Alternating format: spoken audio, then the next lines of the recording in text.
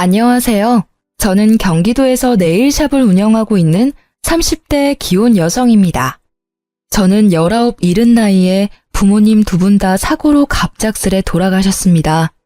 그래서 남들보다 조금 일찍부터 일을 시작했어요. 사실 부모님 살아계실 때에도 넉넉한 형편은 아니었어서 저는 고등학교 1학년 때부터 여러 아르바이트를 했었습니다. 그래서인지 대학은 처음부터 꿈도 안 꿨고 졸업 후 바로 일할 수 있는 직업을 찾았습니다. 그렇게 학생 때 미리 따놓은 네일 자격증이 있어서 저는 고등학교 졸업하자마자 곧바로 취업할 수 있었어요. 그때부터 시작한 네일을 저는 지금도 여전히 하고 있네요. 비록 아무것도 없이 시작했지만 다행히 어디 빚은 안 지고 그렇게 혼자 앞가림하면서 살았어요. 그런데 돈의 결핍보다는 부모님이 안 계시니 일이 힘들 때나 몸이 아플 때나 배로 괴롭더라고요. 비록 없이 살았어도 사랑은 많이 주신 부모님이셨거든요. 의지할 가족이 갑자기 이 세상에서 없어지니 많이 허탈했어요. 그러다 제 남편을 만나 지금은 행복한 가정 이루고 잘 살고 있습니다. 지인의 소개로 만난 남편은 제 눈에 너무 완벽한 사람이었습니다. 저는 고졸에 대학도 못 나왔지만 남편은 명문대 졸업하고 대기업을 다니고 있었으니까요. 그런데 학벌도 짧고 고아인 저보다 이상하게 남편이 더 자존감이 낮더군요. 얘기를 들어보니 남편이 그리 화목한 집안에서 자란 건 아니었어요. 어머님께서는 시부께서 돌아가시곤 장남이 잘 돼야 한다며 시숙을 많이 밀어주셨대요. 학원비와 용돈은 시숙에게만 넉넉히 지원해 주셨다 합니다. 그런 것뿐만 아니라 어린 남편이 보기엔 어머님이 자식 사랑도 첫째인 형에게 유독 더 많이 쏟으셨다 합니다. 둘째인 남편은 반에서 1등을 해도 별로 기뻐하지 않는 시모였대요. 둘째가 감히 첫째 길을 꺾는다면서요. 저는 조금 못 살긴 해도 사랑받은 기억이 남아 있었지만 남편은 그런 기억이 잘 나지 않는다 해서 얼마나 마음 아팠는지 모릅니다. 저랑 다른 결이긴 하지만 남편 역시 가족의 사랑을 그리워하는 사람이었죠. 그래서 저희는 연애를 할 때부터 자연스레 서로의 보호자가 됐습니다. 마음이 힘들 때나 몸이 아플 때 서로가 필요한 순간마다 서로의 옆에 있어 주었죠. 결혼하고도 큰 문제는 없었는데 결혼 후 잠깐 위기가 있긴 했어요. 결혼 후 어머님께서는 저를 엄청 예뻐하시는 것까진 아니었어도 따로 제 집안이나 직업에 편견은 없으신 분이었습니다. 종종 어머님께서는 장남보다 차남이 먼저 장가간 게 신경 쓰이신다며 제 주변에 괜찮은 처자 있으면 시숙 좀 소개시켜주라고 말씀하셨었어요. 그랬던 어머님이 시숙이 교사 형님과 결혼에 성공하자 제게 엄청 모질게 굴기 시작하더라고요. 시모는 평소에 치장하시는 걸 별로 좋아하시지는 않는 분이었어요. 결혼하고 초반에는 제가 어머님과 빨리 친해지고 싶어서 원래 성격보다 더 살갑게 굴었습니다. 한번 네일아트 받으시러 오시라고 해도 절대 안 오셔서 애교스럽게 제가 애원하면 시모는 마지못해 오셨어요. 저 매일 오매불망 어머님께서는 언제 제 샵에 오시나 기다리고 있어요. 한 번만 오셔서 시술 받아보세요. 요즘 어머님들이 많이 하는 고급스러운 스타일로 제가 해드릴게요. 네? 꼭 한번 해드리고 싶어서 그래요. 아유, 거주장스럽게 나이 먹어서 네일아트 그런 걸 못하러 해. 그냥 했다 쳐라. 내가 네 마음만 고맙게 받으마. 어머님 일상생활 하실 때 하나도 안 거슬리는 심플한 디자인도 많아요. 그래도 며느리가 네일샵 하는데 한번 구경도 오시고 바람도 쐴 겸 나오시면 좋잖아요. 네? 처음에는 어머님이 마지못해 오셨는데 막상 해드리니 엄청 좋아하셨습니다. 은근히 다음에 하고 싶은 디자인을 찾아 제게 사진을 보내기도 하셨어요. 에휴, 아들만 둘인 삭막했던 집안에 애교스러운 초이 네가 들어오니까 우리 집안에 활기가 넘치는 것 같아 내가 요즘 너무 행복하구나. 딸 가진 엄마들이 이런 기분이려나? 어머님, 저 감동받아서 눈물 나잖아요. 내가 무슨 복이 많아서 우리 초이를 이렇게 만났는지 몰라. 너도 날 시어머니라 어렵게 생각하지 말고 친정엄마처럼 생각해. 내가 항상 네 편인 거 알고 있지? 말씀만으로도 너무 감사해요. 어머님, 저 결혼하고부터 매일이 너무 행복해요.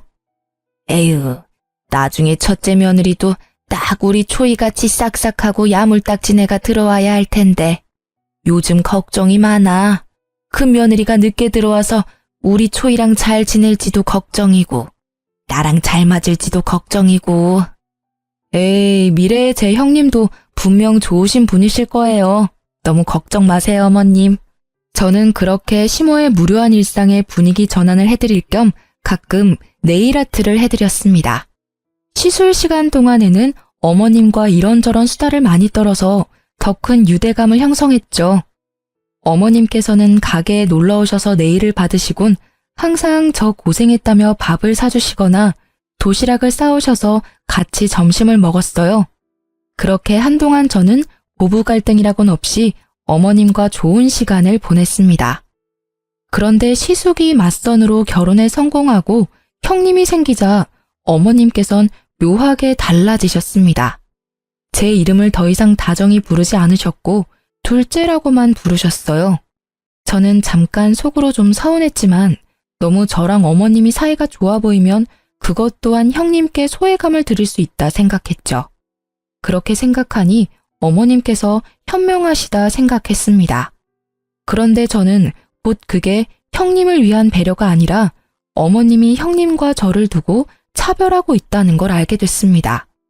제게는 이유 모를 냉담함을 풍기던 시모께서 형님께는 다정하게 우리 혜선이라고 부르시는 걸 봤거든요. 집안 괜찮고 직업도 괜찮은 형님이 당연히 저보다 예뻐 보이시겠지 하고 저는 더 노력하려 했습니다. 어머님, 혹시 제가 최근에 뭐 실수한 게 있을까요? 실수라니? 아, 요즘 부쩍 어머님 기분이 안 좋아 보이셔서요. 혹시나 제가 뭐 잘못한 게 있는데 둔해서 눈치채지 못한 걸까 싶어서요. 그런 거 없다. 네.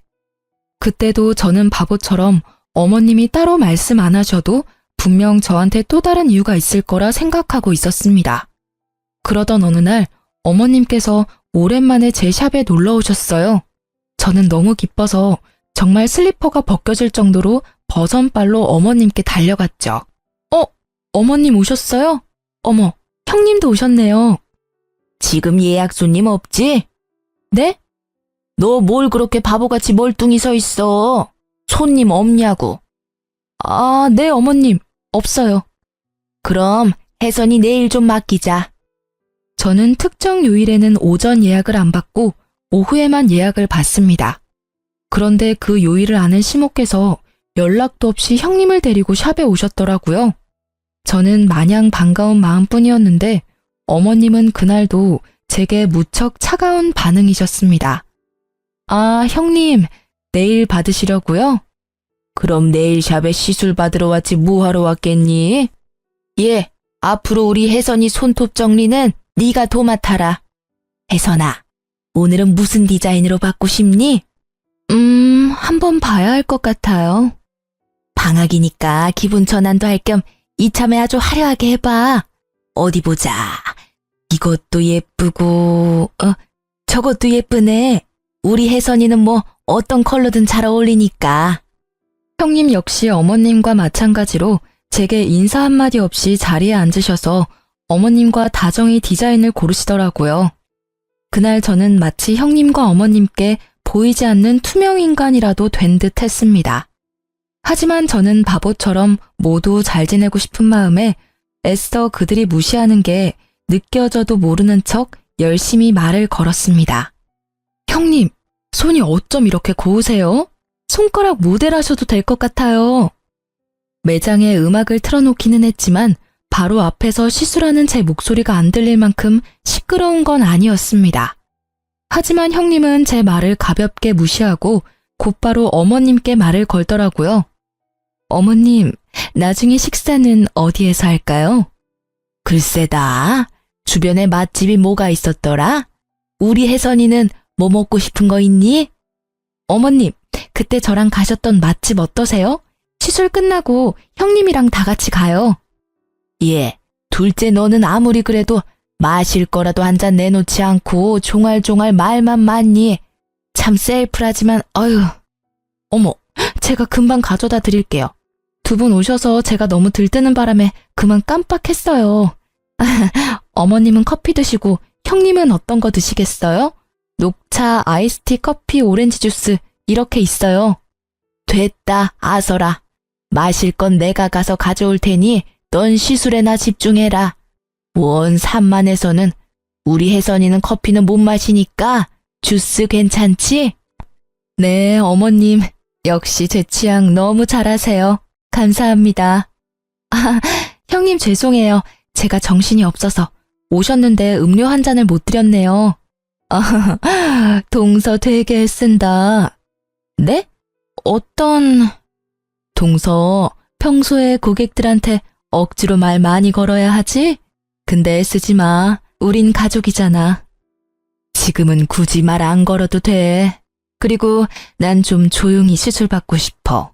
알잖아. 교실 워낙 시끄러운 거. 그래서 모처럼 쉬는 날은 좀 조용히 있고 싶네. 무슨 말인지 이해했지? 네? 아, 네. 그렇게 형님은 어머님이 잠시 안 계실 때 제 입단속을 시키더니 그 뒤론 어머님이랑 폭풍 수다를 떨더군요. 저는 그 수다에 끼어들지 못했어요. 저도 사람인지라 수치심이 느껴져 더 이상 살갑게 먼저 형님께 대화를 시도하지 않고 묵묵히 시술만 했습니다. 그런데 어머님까지 기본 손톱 케어를 다 해드리고 나자 두 분은 제게 고맙다거나 고생했다는 말 한마디 없이 바삐 일어나시더라고요. 네, 결국 저만 빼고 형님과 어머님은 식사를 하러 갔습니다. 도대체 제가 뭘 잘못했길래 그렇게 냉담하신 건지 저는 또 바보같이 혼자 서운함을 꾹꾹 눌렀어요. 그런데 그 다음날 형님에게서 연락이 왔어요. 저는 어제 인사 없이 가서 미안했다, 고마웠다 이런 말을 들을 줄 알았는데 형님께서 처음부터 하는 말이요. 어쩔 거야? 여보세요? 형님 아니세요? 내 번호 안 떠? 뭘 또 물어? 나 맞아. 형님, 왜 그러세요? 동서, 내 손톱 어쩔 거냐니까? 손톱이 왜요? 무슨 문제 있으세요? 일단 제일 문제는 손톱이 너무 거추장스럽고 불편해 죽겠어. 게다가 엄청 따끔거리고 손톱 사이에 진물도 나오는 것 같거든? 어떻게 배상할 거야? 아니 실력 개뿔도 없으면서 무슨 샵을 하겠다고. 형님, 아무리 화가 나셨다 해도 좀 말씀이 지나치시네요. 우선 손은 괜찮으세요? 죄송해요. 저도 샵하면서 정말 이런 경우는 처음이라 이유를 모르겠어요. 일단 저랑 같이 병원부터 가시겠어요? 내가 왜 너랑 같이 병원을 가야 하니? 그리고 사과를 할 거면 똑바로 해. 저 형님, 속상하신 마음은 알겠는데 호칭은 똑바로 해주세요. 뭐? 꼴에 지금 자존심 상한다 이거야? 시댁 식구들 앞에서나 우리가 형님 동서지. 그나저나 내 손톱 어쩔 거냐니까? 손님이 클레임을 걸었으면 사과를 제대로 해야 할 것 아니야. 장사 이따위로 할래? 가게 문 닫고 싶은 거 아니지? 멀쩡한 손톱 몇 개는 부러졌다고. 이거 어떻게 책임질 거야? 형님, 저는 평소대로 시술했고, 아니, 오히려 더 신경 써서 해드렸어요. 같이 병원도 가기 싫다시고 진짜 손톱 문제 생기신 게 맞다면 샵 한번 들려주세요. 제가 원인 파악해볼게요. 어머, 내가 왜 그래야 하는데? 됐고, 가족끼리니까 내가 이번 한 번만 눈 감아줄게. 그 대신 나도 피해를 봤으니까 오는 게 있어야겠지? 동선의 샵 정기권 얼마야? 20회짜리 있으면 그걸로 끊어주고 퉁쳐. 네? 그게 무슨 말씀이세요? 왜? 아까워? 형님 저 뭐 믿고 20회나 시술 받으시려고요. 또 문제 생기면 어떡해요? 뭐? 제가 병원에 가자니까 한사코 거절하며 저희 샵 내일 정기권으로 이 상황을 퉁치자는 형님의 말이 의아하더군요. 게다가 전화하는 내내 저를 무시하는 말투에 기분이 많이 나빴던 저는 바로 그 제안을 거절했어요. 그건 안 되겠네요. 뭐? 그렇게 나온다 이거지? 형님은 그렇게 혼자 씩씩거리다 전화를 끊어버리더라고요. 제가 문자랑 전화를 남겨도 다 무시하길래 진짜 손톱에 문제가 생긴 게 맞나 의심이 들었죠. 손톱 사진이라도 보내달라고 했는데 형님은 그렇게 아무런 연락이 없었어요. 그러다 며칠 후에 시댁에서 형님을 마주할 수 있었습니다. 형님과 인사하자마자 손을 확인했는데 장갑을 끼고 계시더라고요. 식사가 전부 끝나고 난 뒤에야 저는 형님께 말을 붙일 수 있었어요. 형님, 잠깐 저랑 얘기 좀 나눠요. 잠깐만, 동서 기다려볼래? 어머님, 설거지 두세요. 며느리가 둘씩이나 있는데 어머님이 왜 설거지를 하세요? 이제 설거지는 저희한테 맡기세요. 안 그래, 동서? 어머, 역시 우리 큰아가는 뭐 흠잡을 데도 없고 센스가 넘쳐. 둘째는 보고 배워라. 네, 어머님. 그래놓고 형님은 주방에 서서 제게 귓속말을 했습니다. 난 동서 때문에 손 다쳤으니까 설거지는 동서, 너 혼자 해. 형님, 장갑 벗어보세요. 제가 봐드릴게요. 뭐? 그럼 지금 내가 뭐 거짓말이라도 한다는 거야? 저한테 말씀하셨던 것처럼 손톱 부러지고 짓물라고 하는지 제가 봐드린다고요. 그래야 병원비도 드리죠. 참나, 됐거든? 내가 거지야? 병원비가 없겠어? 제가 억지로 형님 장갑을 벗기려 하자 벼랑간 형님이 우는 척을 하더라고요. 아니, 동서, 내가 그렇게 싫어? 이게 무슨 일이냐? 너희 싸웠냐? 그땐 저희 남편과 시주께서 담배 피러 마당에 나간 상태였고 놀란 시모만 무슨 일이냐고 한 걸음에 달려오셨어요. 어머님, 아무래도 동서는 제가 마음에 안 드나 봐요. 저는 정말 잘 지내고 싶었는데. 동서, 내가 미안해. 늦게 들어온 주제에 내가 눈치 없이 형님 노릇한 거지? 이게 뭔 소리냐? 둘째 네가 큰애기한테 뭐라 했냐? 아니요, 아무 말도요. 형님, 갑자기 왜 우세요? 그날 내일 받고 내가 돈 안 내고 가서 미안해. 난 어머님이 내신 줄 알았어. 어머님, 소란 일으켜 죄송해요. 동서가 내일값 달라 해서 제가 미안하다고 사과했어요. 동서, 내가 바로 입금할게. 근데 공짜 내일 했으니 시댁 일은 나 혼자 알아서 다 하라는 말은 좀 심한 것 같아. 왜 동서까지 설거지하게 만드냐고? 우린 이 집에 들어온 며느리잖아. 며느리로서 도리는 다 해야지.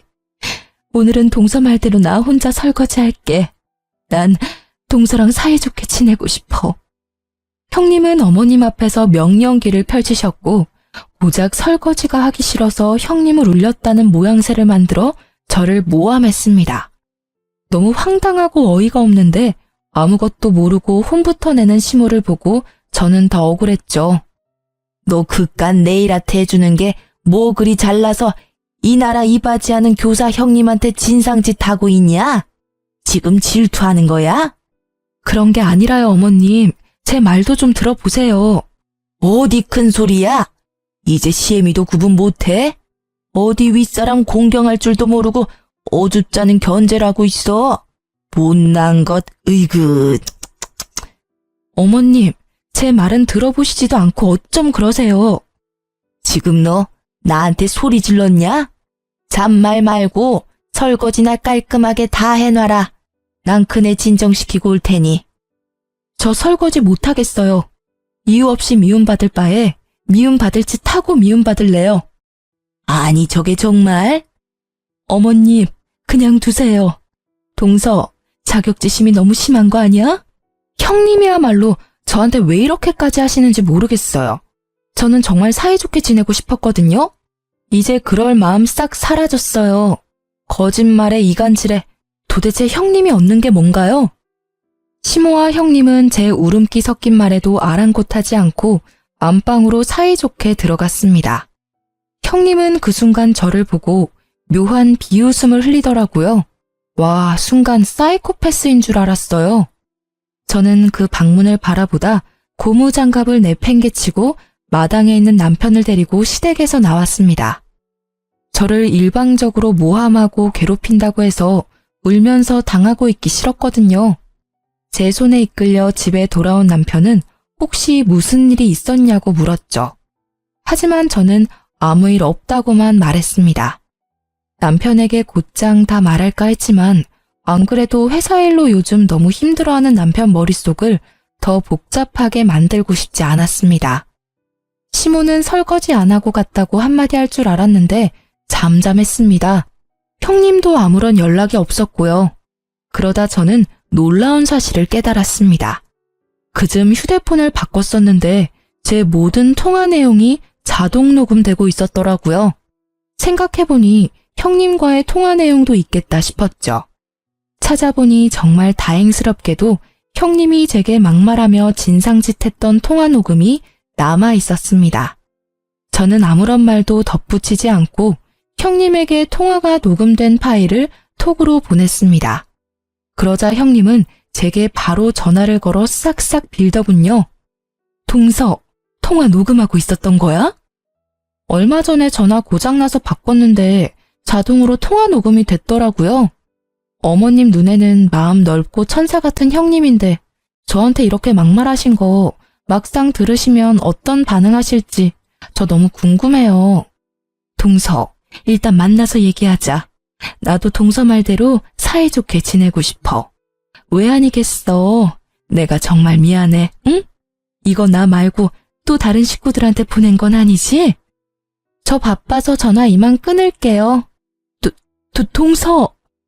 제가 무시하고 전화를 끊자 형님은 곧바로 가게로 와서 제게 무릎 꿇고 빌었어요.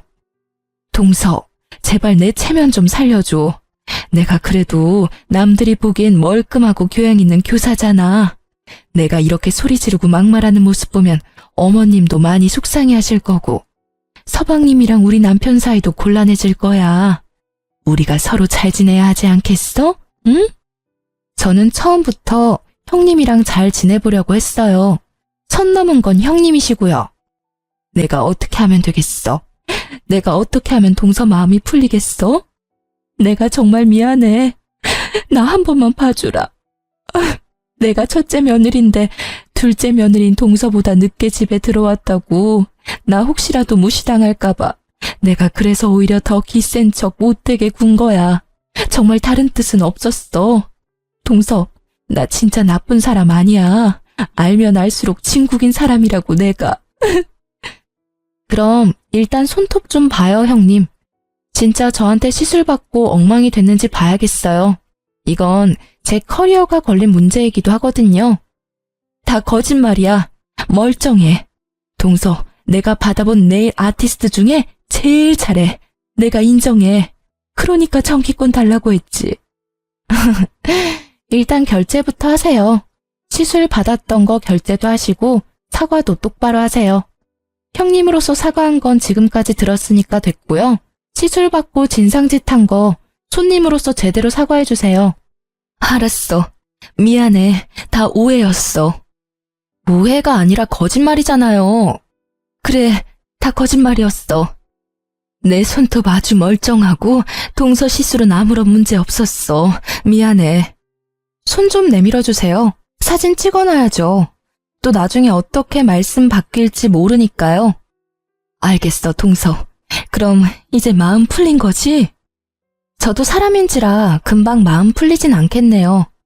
그래도 앞으로 사이좋게는 못 지내더라도 우리 나쁘게 지내진 말아요. 저는 진심으로 형님 환영했고 형님이 생긴다는 것만으로도 기뻤어요. 알지. 내가 동서 마음 다 알지. 어머님께도 그때 오해 만든 거 형님이 알아서 풀어주실 거죠? 당연하지. 내가 만든 일인데 내가 풀어야지. 결국 저는 미안하다며 손이 발이 되도록 비는 형님의 사과를 받아줬어요. 형님이 어머님께 뭐라고 말했는지 모르겠지만 어머님은 싸우지 말고 다 같이 잘 지내보자고 연락이 먼저 오셨어요. 하지만 저는 이미 상처를 받아서 어머님께 더 이상 살가운 며느리가 될 수는 없더라고요. 원래라면 시댁에 자주 가서 좋은 시간 보냈을 텐데 저는 시댁에 가는 발걸음을 줄여나갔습니다. 남편 역시 저 때문에 시댁의 발길을 끊었습니다. 그때 시댁 식구들과 불화 말고도 저희 부부가 많이 힘들었을 때였거든요. 딩크족이라고 요새 아이를 안 낳는 부부들이 많아졌잖아요. 저희는 아이를 안 낳는 게 아니라 너무나 원했지만 아이 계획을 조금만 늦추기로 했습니다. 직장에서 은근히 괴롭히는 상사 때문에 남편이 힘들어했거든요. 대놓고 괴롭히면 고발이라도 할 텐데 그런 건덕지를 남기지 않으니 아무 대처도 할 수 없었어요. 게다가 매일 야근에 시달리며 과로까지 하니 사람이 망가져간다는 게 두 눈으로 보이더군요. 저는 남편에게 힘들면 말하라고 몇 번이나 말했지만 남편은 꿋꿋하게 참았어요. 원래대로라면 저희가 아이를 가지기로 계획한 해였어서 더 열심히 일해야 한다고요. 그러던 어느 날 남편이 흐느껴 울면서 회사를 그만두고 싶다고 고백했습니다. 저는 고민하지 않고 남편에게 1년만 쉬라고 했어요. 남편은 곧바로 이직할 회사를 알아보겠다고 했지만 저는 천천히 가자고 했어요. 남편이 살도 너무 많이 빠지고 피폐해 보였거든요. 저는 든든한 친정도 없고 비록 가진 거 없이 자랐지만 제 사업으로 돈을 좀 벌어놓은 상태였고 지금 벌이도 나쁘지 않아서 그 정도쯤은 남편을 뒷바라지할 수 있었습니다. 연애 때 남편이 혼자인 제게 많은 힘이 되어주었는데 이번에는 제가 남편에게 울타리가 되어주고 싶었어요. 내 사람이 그렇게 힘들다는데 한 번쯤 제대로 도와주고 싶었습니다. 그렇게 남편은 대기업을 그만두고 1년 동안 쉬면서 이직 준비를 하기로 했습니다. 시모한테는 절대 비밀이었어요. 워낙 고지식하신 옛날 분이라 힘들게 들어간 대기업 그만뒀다고 남편을 잡을 게 분명했거든요. 그런데 어쩌다 시댁에 가면 시모는 모든 일을 저한테만 시키더라고요. 형님은 그냥 앉아서 쉬라고 손수 과일까지 깎아주시면서 여전히 저만 미워하는 모습이 보였어요. 이런 취급 받을 거면 아예 시댁에 안 와야겠다 머릿속으로 생각하고 있던 참이었어요. 둘째 네가 그동안 나한테 해준 게 고작 네일밖에 더 있냐? 며느리 네일 아트샵 한다고 말하면 사람들 인식이 어떤 줄 알기나 해. 변변한 직업도 아니고 대기업 다니는 내 아들이 너무 아까워. 어머니, 사람 앞에 두고 말씀을 뭘 그렇게 하세요? 야, 어디서 어머니 앞에서 언성을 높여? 남편이 너무 화가 나서 어머님께 대들자 시숙은 또 남편을 나무랐어요. 내가 어디 틀린 말 했냐? 그리고 너희 왜 아직 애가 안 생기냐? 장남이랑 큰아가는 이제 막 결혼했지만 너네는 결혼한 지 꽤 됐잖니? 이유가 뭐냐? 둘째 너 무슨 문제 있냐? 어머님, 말씀을 왜 그렇게 밉게 하세요? 저 진짜 너무 서운해요. 요즘 저랑 남편 엄청 힘들거든요. 어머님이라도 저희 그냥 믿고 기다려주시면 안 돼요? 예뻐는 안 하시더라도 미워는 하지 말아주시면 안 돼요? 제가 너무 서운하고 화가 나서 어머님한테 반박하니 형님은 시모와 합세해서 저한테 버릇없다고 갑자기 훈계질을 하더군요. 아니 보자 하니까 동서 그게 무슨 말버릇이야. 아무리 대학 안 나왔다지만 초중고에서 예의 공경 이런 거 안 배웠어? 어서 어머님께 잘못했다고 사과드리지 못해. 네? 형님이 저한테 하실 말씀은 아닌 것 같네요.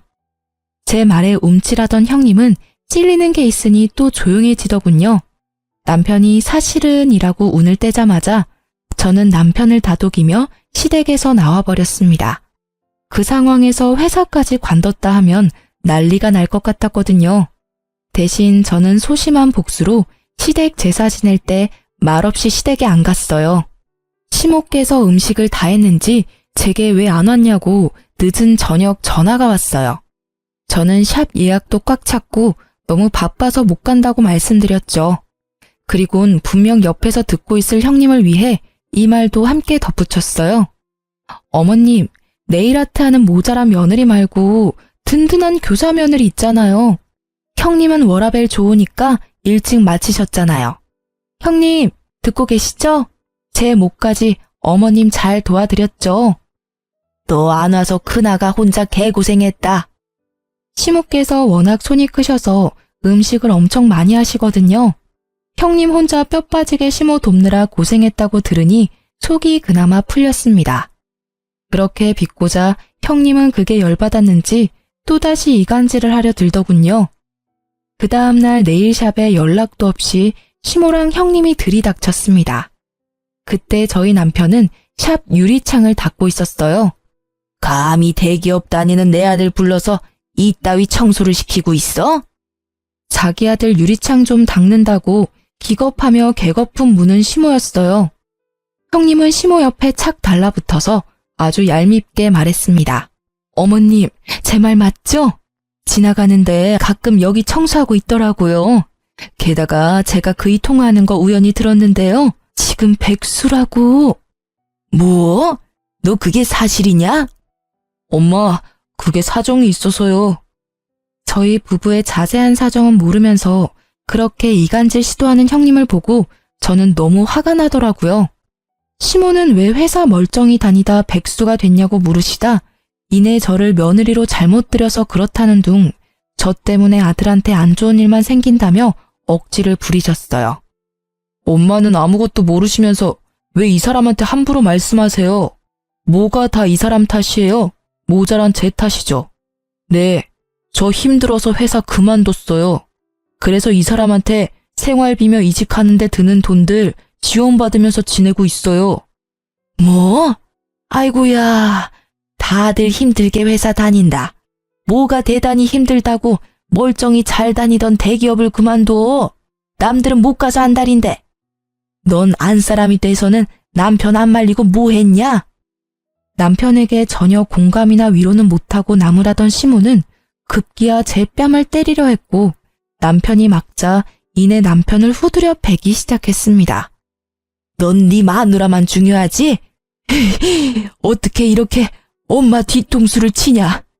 내가 아들 대기업 다닌다고 동네방네 다 자랑해놨는데 이제 어쩌냐? 아이고 내 팔자야. 어머님 제발 그만 좀 하세요. 그래도 아들이니까 괜찮냐고 무슨 일이냐고 먼저 여쭤보실 줄 알았어요. 어머님 아들이요. 회사 상사 때문에 괴로워서 우울증 약 먹기 직전이었어요.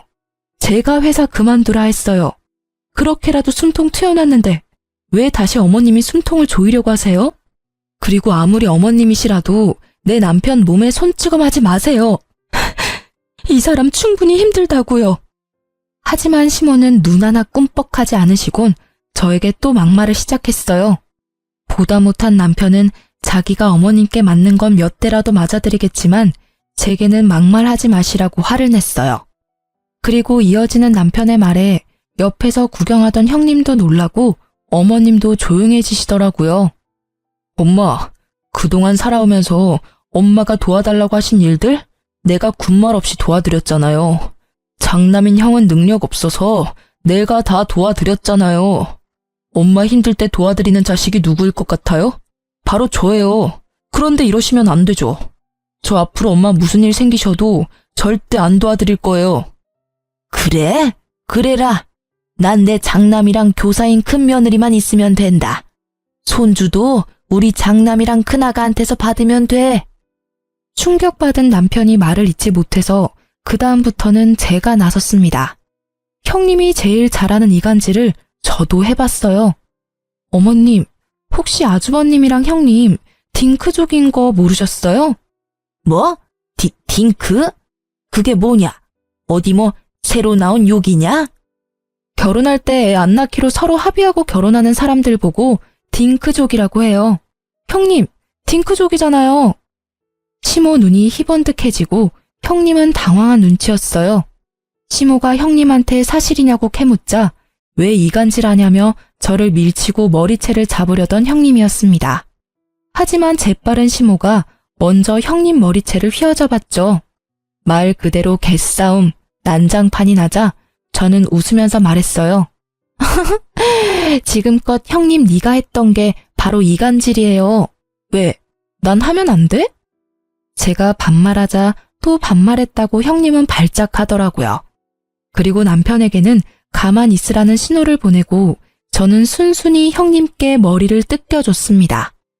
이제 당신 얼굴 안 보고 살 건데 왜 존댓말까지 해야 합니까? 여보, 존대 절대 하지 말아요. 저는 남편의 말에 힘입어 형님에게 마지막 엿을 날려드렸어요. 요즘 갑질에 얼마나 예민한지 모르지?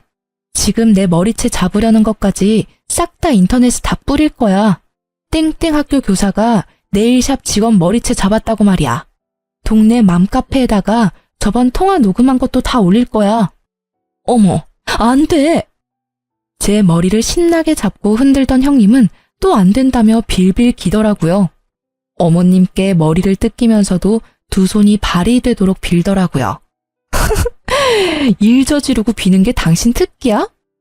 시모는 모든 상황 떠나서 믿었던 첫째 아들이 딩크족이라는 사실에만 충격 먹어선 멍하니 대꾸도 안 하더라고요.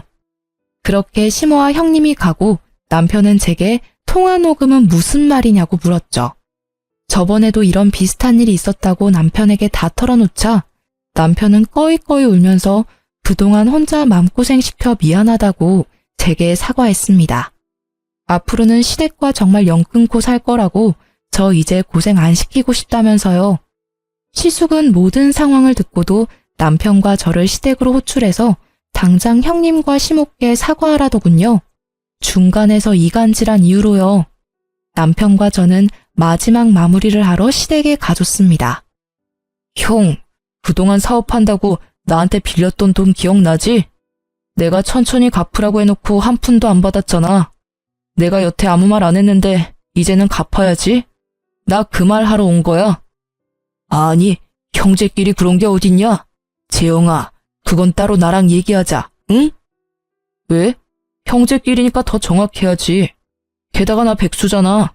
형이 빌렸던 돈 당장 나한테 입금해. 그걸 당장 어떻게 입금해? 그 큰 돈을. 아유, 내가 미안하다. 좀 서운하다고 돈 얘기하는 거 나 좀 당황스럽다. 지금 그게 문제냐?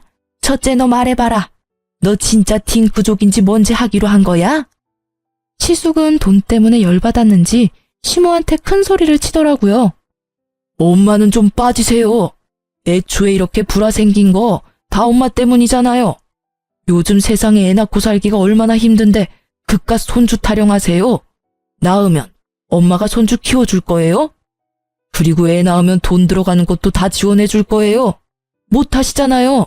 시모는 아무 말 못하고 한숨만 쉬다가 형님한테 말하셨어요. 너는 그만한 능력도 없냐? 교사라는 애가 애 키울 능력도 안 돼? 그러자 본색 드러내는 형님이었습니다. 어머님, 저 학교에서 애들 보는 것도 지긋지긋합니다. 어떻게 제 애까지 낳아서 키워요? 저 이 사람이랑 애 안 낳는 조건으로 결혼한 거니까 더 이상 강요 마세요. 뭐? 어머니, 이래도 장남이랑 교사 며느리만 최고예요? 당연하지. 이 문제들은 차차 서로 의견 조율하며 해결해 나가면 된다. 네, 그럼 엄마, 차남 이만 인사드리고 갈게요. 다시는 제 발로 여기 안 올 거예요. 참나, 누가 반긴다고? 형, 2주 줄게. 형수한테 돈을 빌리던지 알아서 돈 구해서 입금해놔.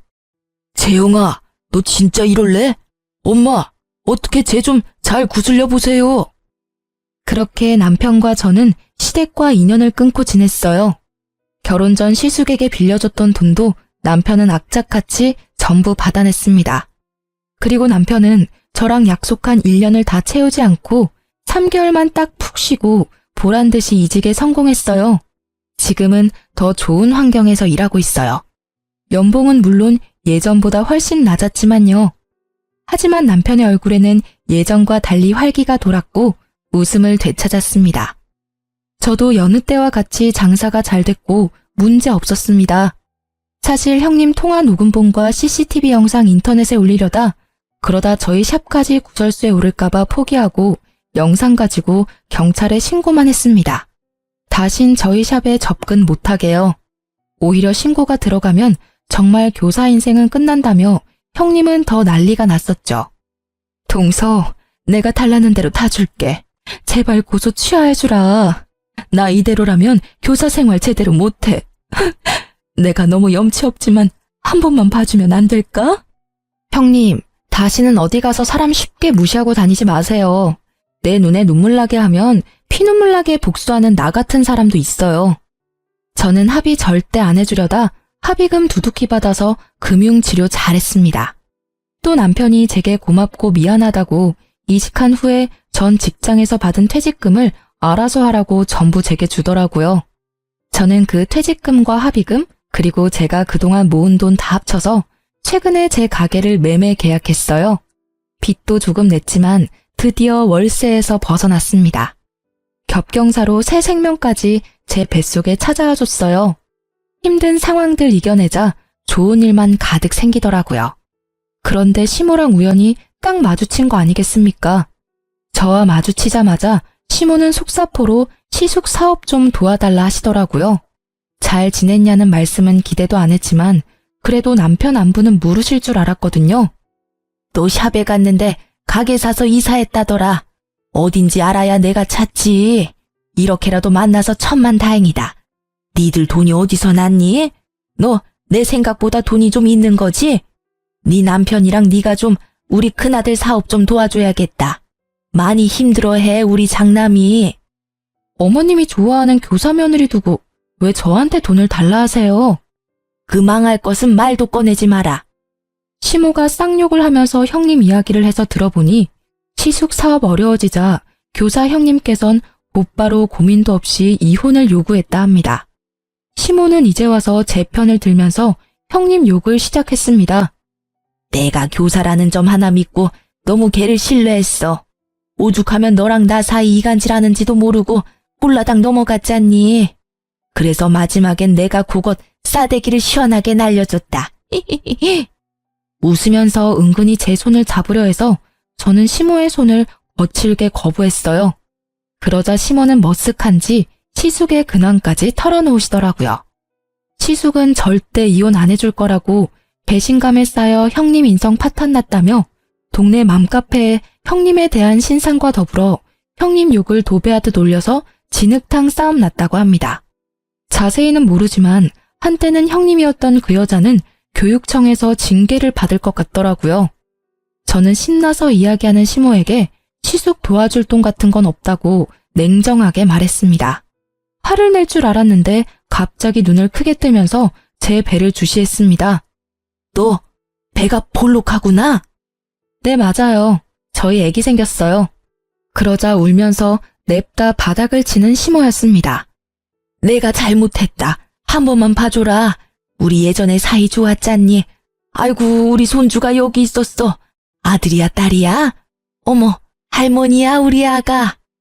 울면서도 기뻐하는 시모의 모습에 소름이 돋더라고요.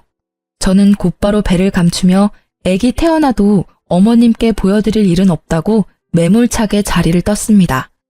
그동안 시모의 전화를 피했던 남편은 그날만큼은 어머님 전화를 받았어요. 이제야 전화를 받냐? 너 애기 생긴 걸 왜 진작 말 안 했냐? 엄마가 그럴 만한 자격 있으세요? 집사람 태교에 안 좋으니 다신 연락도 하지 마세요. 아이고, 내가 미안하다. 다 진심이 아니었어. 아들, 엄마랑 정말 얼굴 안 보고 지낼 거야? 네, 전화 끊을게요. 아들. 그렇게 시모는 남편에게 일방적으로 용서를 빌다가 또 태교에 안 좋으면 출산 때까진 연락을 안 하고 있겠다며 사라지셨습니다. 현재 저는 다행히 출산 잘했고 아이도 건강하게 잘 크고 있습니다. 남편에게 나중에야 들었는데 시숙은 사업 망하고 시댁 집까지 근저당이 잡혀서 빚 갚느라 공사판 전전하고 있다고 합니다. 남편이 마음이 약해서 아예 도와주지 않은 건 아니었대요. 못 받을 걸 알면서도 착한 남편은 시숙에게 조금 돈을 빌려줬다고 합니다. 남편을 믿으니까 그 액수가 얼마인지는 굳이 묻지 않았어요. 시모는 식당 알바를 하신대요. 그 뒤로 남편도 저도 뵌 적은 없는데 가끔 남편에게 돈을 입금하십니다. 애기용품 사라고 보내시는 것 같아요. 남편은 본인이 받은 상처와 제가 받은 상처가 있으니 꿈쩍도 안 하고 돈을 그대로 다시 시모께 보내고 있습니다. 그리고 애기 얼굴 좀 제발 보여달라고 애원하는 시모한테 얼굴은 직접 보여줄 수 없다고 딱 잘라 거절했습니다. 아이 사진만이라도 한 장만 보내달라고 너무 애원하셔서 사진만 보내드렸어요. 장난만 있으면 된다고 연끈 차던 표독스러운 시모의 얼굴이 잊히지 않아서 직접 뵐 일은 아무래도 평생 없을 것 같습니다. 친정이 없던 저는 시댁 식구들이랑 정말 잘 지내고 싶었어요. 욕심이라면 욕심이었죠. 가족의 따뜻함을 시댁에서 찾으려고 했다니. 여러분, 가족이라고 무조건적으로 참아주고 살 수는 없다고 생각해요. 남편도 지금껏 살아오며 시모와 시숙을 여러 번 용서하고 인내했기에 더 큰 감정이 터진 것 같습니다. 아무리 가족이라 해도 서로 말 한마디 함부로 하면 안 된다는 걸 너무나 잘 아는 저희 부부예요. 저희 세 식구는 앞으로 최선을 다해 서로를 사랑하며 보듬으며 남은 인생 열심히 살아가려고요. 지금까지 제 긴 사연 들어주셔서 감사합니다.